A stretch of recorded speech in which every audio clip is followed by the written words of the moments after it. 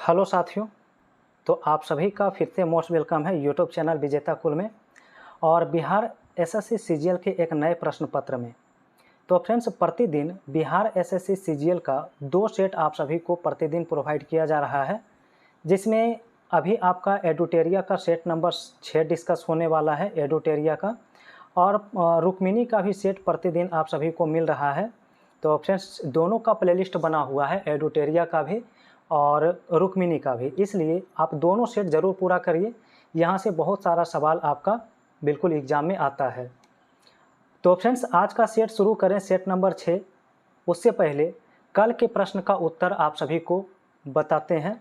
कल मेरा सवाल था, देखिए वीडियो के लास्ट में एक सवाल भी पूछते हैं, उसका आंसर कमेंट बॉक्स में आप सभी को बताना होता है। बहुत ने सही आंसर भी किया था कल, और कुछ का आंसर गलत भी आया था।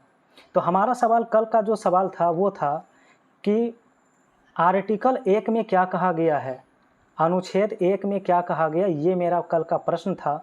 तो इसका आंसर होगा भारत राज्यों का संघ है, ये अनुच्छेद 1 में कहा गया है। भारत जो है राज्यों का संघ है, ये आर्टिकल 1 में कहा गया है, तो याद रखिएगा। और आज का दूसरा सवाल होगा, तो वीडियो के लास्ट में हम डिस्कस करेंगे।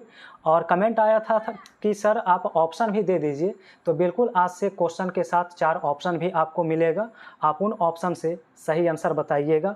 महत्वपूर्ण अनुच्छेद हम डिस्कस करेंगे, प्रतिदिन एक क्वेश्चन लास्ट में पूछेंगे, उसका आंसर आपको कमेंट में बताना होगा। तो आइए शुरू करते हैं प्रश्न पत्र 6 पहला सवाल से। पहला लिखा है, परम शून्य ताप का मान निम्न में से क्या होता है। बताइए आंसर, फटाफट कमेंट करिए। आंसर ए होता है -273.15 डिग्री सेल्सियस। 2 में लिखा है, पूर्ण आंतरिक परावर्तन हेतु निम्न में से कौन सा कथन है जो सही है। तो 2 का आंसर ऑप्शन सी होगा, 1 तथा 2 दोनों इसमें सही होगा। 3 नंबर लिखा है, निम्न में से भौतिक राशि में किसका ध्वनि की चाल पर कोई प्रभाव नहीं पड़ता है। तो दाब का देखिए इस पर कोई प्रभाव नहीं पड़ेगा, ऑप्शन बी होगा। 4 में लिखा है, सौर भट्ठी में सूर्य के प्रकाश को केंद्रित करने के लिए किसका प्रयोग किया जाता है। तो आंसर होगा अवतल दर्पण का। क्वेश्चन नंबर 5 दिया है, अल्फा बीटा गामा की भेदन शक्ति का अवरोही क्रम में सजाइए कौन सा उत्तर होगा। तो इसमें ऑप्शन बी होगा, गामा बीटा और अल्फा। सवाल नंबर 6, लोलक का आवर्तकाल कितना होता है। तो आंसर बी होता है, लंबाई के ऊपर इसका क्या करता है, डिपेंड करता है, निर्भर करता है। नेक्स्ट क्वेश्चन है, एक वस्तु को उत्तल लेंस के अक्ष पर उसके फोकस और प्रकाशिक केंद्र ओ के बीच स्थित एक बिंदु पर रखा जाता है, तो निर्मित प्रतिबिंब क्या होगा, ये पूछा है।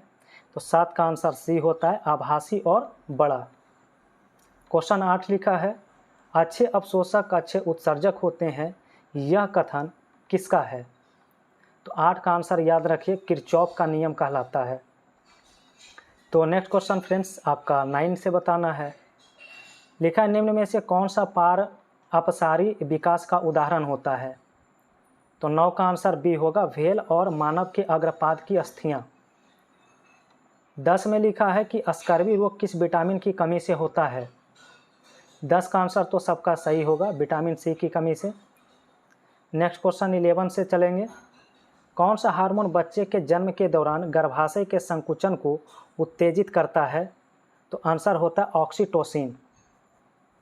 नेक्स्ट है 12 में, खुरदरी अंतःद्रवी जालिका का कार्य क्या होता है, ये पूछा गया है। तो इसमें इसका कार्य है प्रोटीन की संश्लेषण करना। सवाल नंबर 13, और इसमें देखिए आप सभी को मैच करने के लिए कहा जा रहा है सूची 1 और सूची 2 को। तो यहाँ पर ऑप्शन बी मैच करना होगा, तो राइट आंसर होगा ऑप्शन बी। क्वेश्चन नंबर 14, केंद्रक यूकैरियोटिक कोशिका में पाया जाने वाला प्रमुख कोशिकांग है। कुछ कोशिकाओं में वयस्क अवस्था में केंद्रक नहीं पाया जाता है, निम्न में से ऐसी कोशिका कौन सी है। तो आंसर होता है ए, लाल रुधिराणु। 15 नंबर लिखा है, प्लवमान जीन या जंपिंग जीन का सिद्धांत किसने प्रतिपादित किया था। तो इसका आंसर सी होता है, बारबारा मैलिंगटॉफ। चलिए नेक्स्ट क्वेश्चन फ्रेंड्स 16 से करना है। लिखा है, रक्त कैंसर के इलाज किस तत्व का प्रयोग किया जाता है। रक्त कैंसर में इसका आंसर याद रखिए कोबाल्ट 60 का प्रयोग किया जाता है। नेक्स्ट है खनिज युक्त जल में मृदा विहीन पादप संवर्धन को किस नाम से जाना जाता है? तो 17 का आंसर बी होता है हाइड्रोपोनिक्स। क्वेश्चन 18 है, देखिए 18 में लिखा गया है ऋग्वेद में वर्णित 10 राजाओं का युद्ध किस नदी के तट पर हुआ था, जिसे दशराग युद्ध कहते हैं? तो आंसर इसका डी होता परुष्णी नदी के तट पर। नेक्स्ट है 19, पुष्यमित्र शुंग ने मौर्य वंश के अंतिम शासक की हत्या कर शुंग वंश की स्थापना किया, तो अंतिम मौर्य शासक कौन था ये पूछा गया है। तो इसका आंसर बी होता है बृहद्रथ। नेक्स्ट है किस गवर्नर जनरल के द्वारा बंगाल में सती विनियमन अधिनियम 1829 में लाया गया था? तो लॉर्ड विलियम बेंटिक के द्वारा, ऑप्शन सी हो जाएगा। सवाल नंबर 21 है, टीपू सुल्तान की मृत्यु के बाद मैसूर में किस वंश की स्थापना किया गया था? तो आंसर होता वोडियार वंश का। नेक्स्ट क्वेश्चन 22, भारत में औपनिवेशिक शासन के खिलाफ विद्रोह को कालक्रम में सजाइए, कौन सा ऑप्शन सही होगा इसका? तो इसका ऑप्शन डी बिल्कुल करेक्ट आंसर होगा। ठीक है, आगे सवाल 23 में है, महात्मा गांधी तथा भीमराव अंबेडकर के बीच पूना पैक्ट पर हस्ताक्षर कब किया गया था?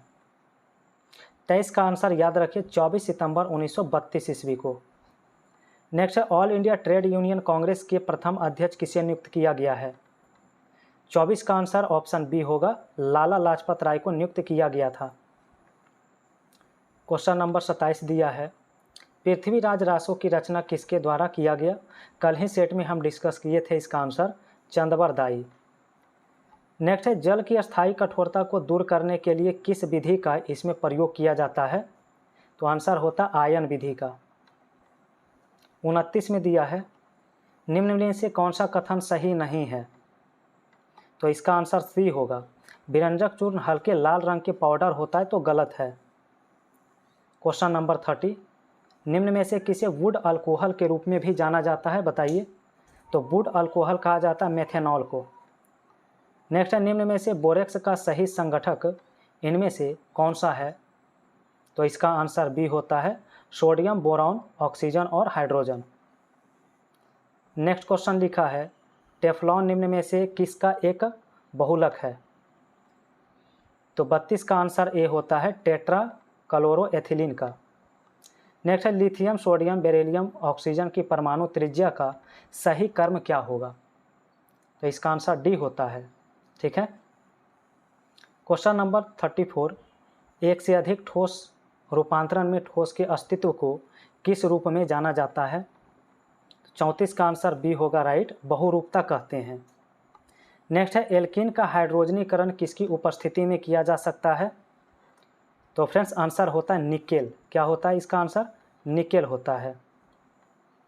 36 में लिखा है, एशिया प्रशांत आर्थिक सहयोग शिखर सम्मेलन 2024 का आयोजन कहाँ किया गया? तो इसका आंसर ए होता है पेरू में।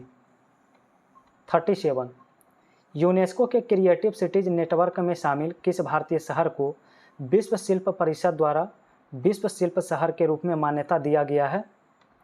तो इसका आंसर सी होता है श्रीनगर। चलिए आगे सवाल आएगा 38 से बताना है, भारत के किस राज्य में विश्व की सबसे लंबी डबल लेन टनल का उद्घाटन प्रधानमंत्री के द्वारा किया गया? तो 38 का आंसर ए होता है अरुणाचल प्रदेश में। क्वेश्चन नंबर 39 है, लिखा गया जुलाई 2024 में विश्व धरोहर समिति के 46वें सत्र में प्रधानमंत्री नरेंद्र मोदी ने यूनेस्को विश्व धरोहर केंद्र के लिए भारत की ओर से कितने डॉलर का योगदान देने की घोषणा किया? तो इसका आंसर बी होता है 10 लाख डॉलर।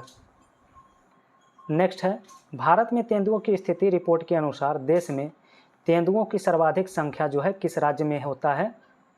तो इसका आंसर बी होता है मध्य प्रदेश में। नेक्स्ट है, भारत में नवीकरणीय ऊर्जा स्थापित क्षमता में विश्व में कैवें स्थान पर है? तो 41 का आंसर याद रखिए ऑप्शन सी, चौथे स्थान पर। नेक्स्ट लिखा है, हाल ही में रिपोर्ट्स विदाउट बॉर्डर्स द्वारा जारी नवीनतम वार्षिक विश्व प्रेस स्वतंत्रता सूचकांक में भारत 180 देशों में कैवें स्थान पर रहा है? तो इसका आंसर सी होता है 159वें स्थान पर। अगला सवाल, भारतीय अंतरिक्ष अनुसंधान संगठन ने देश का पहला एनालॉग स्पेस मिशन की शुरुआत किस राज्य या केंद्र शासित प्रदेश में किया है? तो 43 का आंसर डी होता है लद्दाख में। अगला सवाल है, विश्व रेबीज दिवस कब मनाया जाता है, ये बताइए। विश्व रेबीज दिवस, तो आंसर ए होगा 28 सितंबर को। नेक्स्ट लिखा है, नवंबर 2024 में किसने महिला विश्व बिलियर्ड्स चैंपियनशिप 2024 का खिताब जीता है? तो 45 का आंसर ए होगा एल श्रुति। क्वेश्चन नंबर 46, किस राज्य में 10वां भारतीय अंतर्राष्ट्रीय विज्ञान महोत्सव 2024 का आयोजन किया गया है? तो फ्रेंड्स इसका आंसर होगा असम में। नेक्स्ट है 47 में, विश्व नवाचार सूचकांक 2024 में भारत का कौन सा स्थान प्राप्त हुआ है? 47 का आंसर 39वां होगा, 39th। चलिए नेक्स्ट क्वेश्चन आपका 48 से रहेगा। लिखा है, भारत में स्वदेशी रूप से विकसित नागास्त्र वन क्या है? 48 का आंसर डी होता है मानव पोर्टेबल आत्मघाती ड्रोन होता है। नेक्स्ट है, हाउ टू हैप्पी पुस्तक के लेखक कौन है? 49 का आंसर बी होता है रस्किन बॉन्ड। नेक्स्ट लिखा है कि पृथ्वी दिवस 2024 की थीम या विषय क्या है?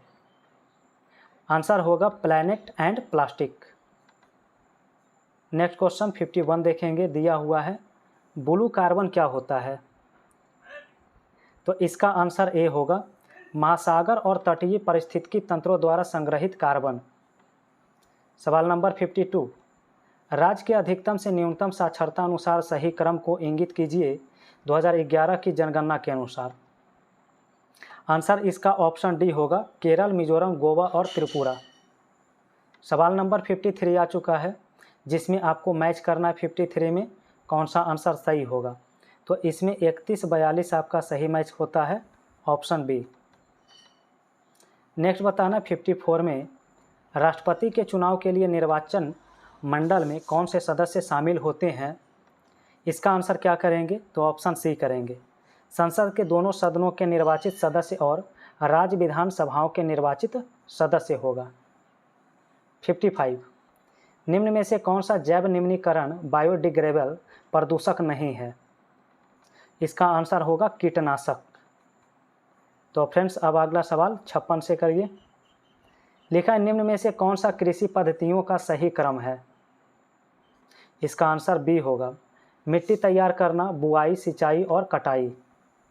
नेक्स्ट पढ़ेंगे, किस मंत्रालय के द्वारा उद्यम सखी पोर्टल योजना की शुरुआत किया गया है? तो इसका आंसर सी होता है सूक्ष्म, लघु एवं मध्यम उद्यम मंत्रालय। नेक्स्ट है 58, वॉली, स्मैश एवं सर्विस खेल किससे संबंधित शब्दावली है? तो 58 का आंसर ए होता है लॉन टेनिस। नेक्स्ट लिखा 59 में धन विधेयक अनुच्छेद 110 में निम्नलिखित में से किसे सम्मिलित किया जाता है? तो इनमें से सभी हो जाएगा, ऑल उत्तर हो जाएगा इसका, option number D. Next question 60 में है, उच्चतम न्यायालय द्वारा परमादेश जारी करने के संबंध में कौन सा जो है इसमें सही लिखा गया है?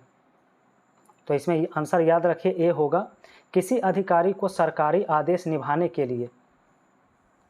क्वेश्चन 61 है, उष्णकटिबंधीय चक्रवात बनने के संबंध में निम्न में से कौन सा कारक सही नहीं है? तो इसका आंसर बी होता है उष्णकटिबंधीय चक्रवात निम्न अक्षांशों में भूमध्य रेखा के 5 डिग्री अक्षांश के भीतर समुद्र में बनते हैं। क्वेश्चन 62 है, ब्यूफोर्ट स्केल किसका मापक है? ब्यूफोर्ट स्केल किसका मापक है? तो 62 का आंसर सी होता है पवन वेग का। नेक्स्ट है, निम्न में से किस महासागर का सर्वाधिक महाद्वीपीय ढाल क्षेत्र है? तो 63 का आंसर डी है अटलांटिक महासागर। क्वेश्चन नंबर 64, भारत की प्रभुता, एकता और अखंडता की रक्षा करें और उसे अक्षुण्ण बनाए रखें, यह उपबंध किसमें किया गया? तो याद रखिए 64 का आंसर डी होता है मूल कर्तव्य। सवाल नंबर नेक्स्ट है 65, जिसमें सूची 1 और सूची 2 दिया है, इसे मिलान करना है।